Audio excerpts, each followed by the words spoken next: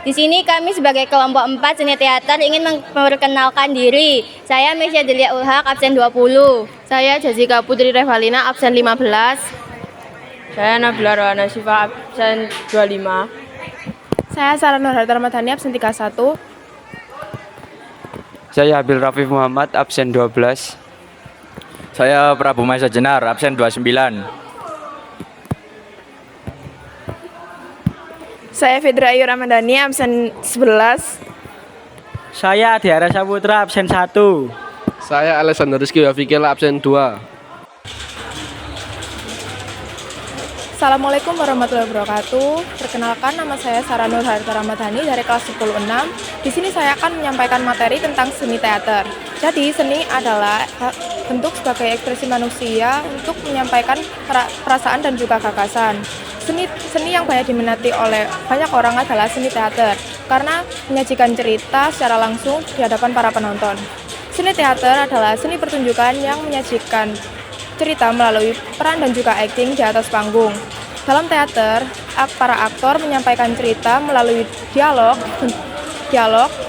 bentuk gerak tubuh, ekspresi, dan didukung melalui tata rias, kostum, dan juga musik serta pencahayaan.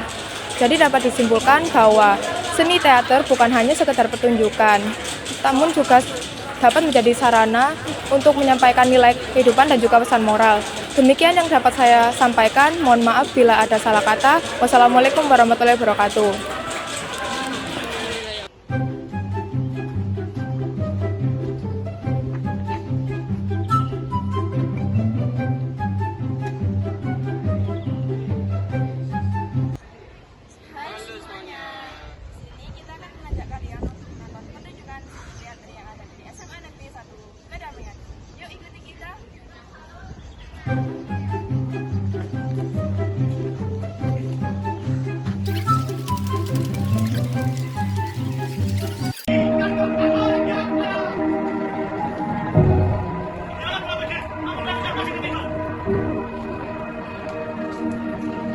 Halo pemirsa, jadi di sini saya Mesya Delia Ulhak dan rekan saya Sarah Nurhayati Ramadhani.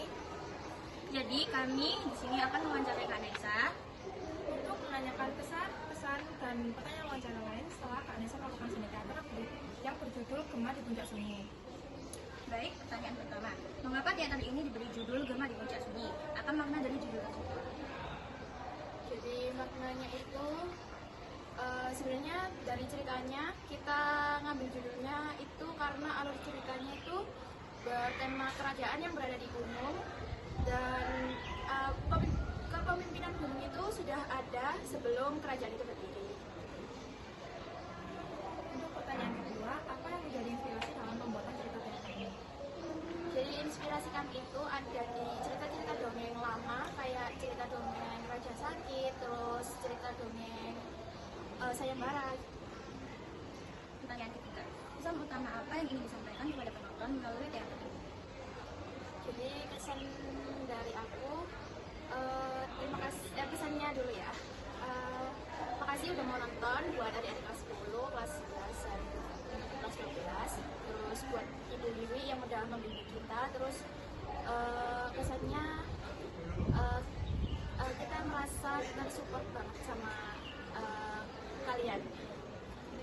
Baik Kak, terima kasih untuk pertanyaan nomor 4, 5, dan 6 akan dilanjutkan oleh rekan kami yaitu Jessica dan Jessica.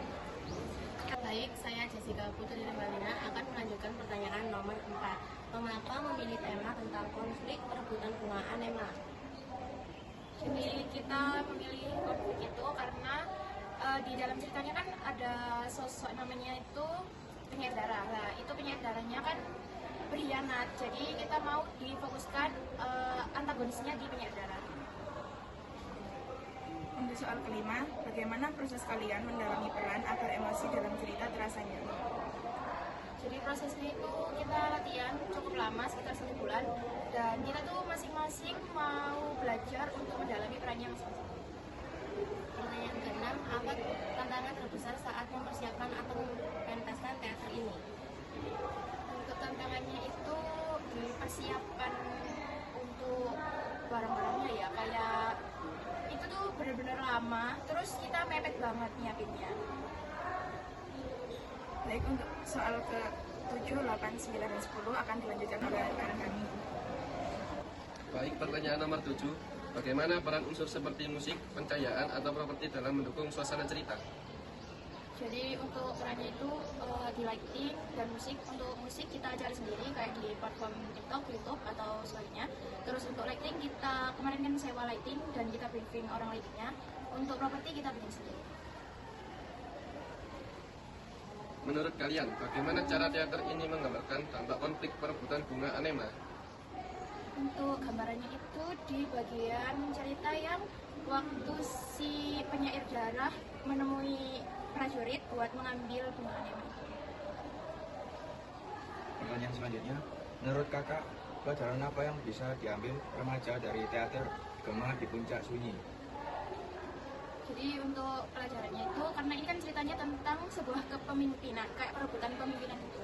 Itu di hidup ini tuh kita nggak harus punya jabatan untuk hidup seterusnya. Tapi kalau kalian disuruh menjadi pemimpin, kalian harus siap, tapi jangan mengajukan diri sebagai pemimpin.